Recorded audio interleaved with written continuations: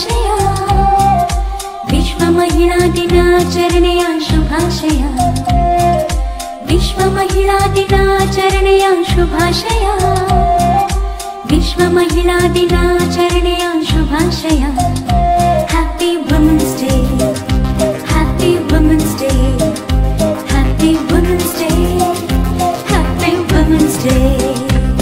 ಪ್ರತಿ ಮಾರ್ಚಿನಲ್ಲಿ ನಾವು 8ನೇ ತಾರೀಖಿನಲ್ಲಿ ಆಚರಣೆ ಮಾಡುವೆವು ನಮ್ಮ ಹಬ್ಬವ ತಾಯಾಗಿ ಮಮತೆ ತೋರಿ ಒಡ ಹುಟ್ಟಿ ಸ್ನೇಹ ತೋರಿ